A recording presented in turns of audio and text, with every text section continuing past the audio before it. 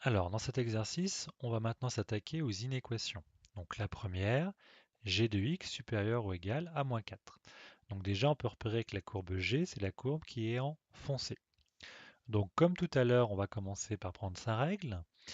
On la met à la verticale, à l'horizontale toujours, pardon, et on va placer au niveau de l'ordonnée moins 4. Et là, simplement, on va chercher les valeurs qui sont au-dessus de la règle. Alors, si on regarde les valeurs qui sont au-dessus de la règle, on va mettre S égale. Les valeurs qui sont au-dessus, elles commencent ici, juste que la valeur qui est juste là. Alors, je vais mettre un petit trait que vous le voyez bien. Elles repartent ici, jusque la valeur qui est ici. Je vais enlever la règle maintenant pour voir un petit peu mieux.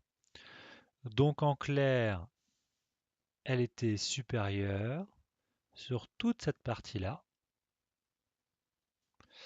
et sur toute cette partie-là. Alors je vous rappelle, ce qui nous intéresse, nous, ce sont toujours les valeurs d'abscisse. Donc on va prendre la première valeur d'abscisse ici, jusque la valeur qui est ici, c'est-à-dire on a S qui va de moins 8 jusqu'à moins 1,5. On repart sur la valeur qui est ici jusqu'à la valeur qui est là, c'est-à-dire de 0 jusqu'à 10. Comme on a un supérieur ou égal, on peut fermer les crochets. On a deux intervalles, on va donc faire l'union des deux, on met le U majuscule. On va maintenant passer à la suivante. Alors, f de x supérieur ou égal à 3. De la même façon, on va placer sa règle, sauf que maintenant on la place en 3.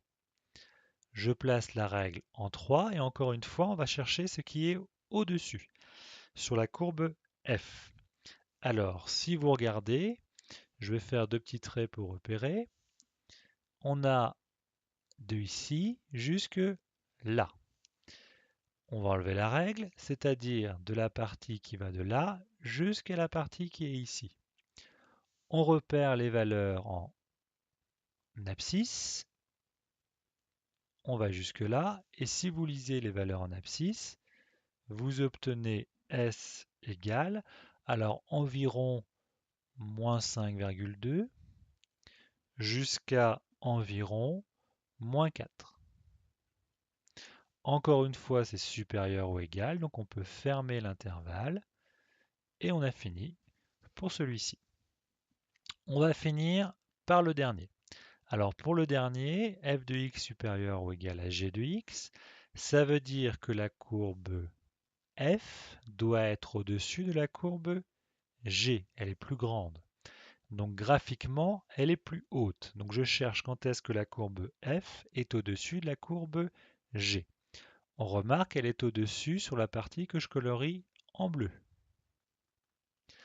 Encore une fois, ce sont les valeurs en abscisse qui nous intéressent. Donc on a d'ici, c'est-à-dire environ moins 6,1, jusqu'à la valeur qui est là, c'est-à-dire 1. Encore une fois, c'est supérieur ou égal, donc on peut fermer les crochets. On vient de finir les inéquations.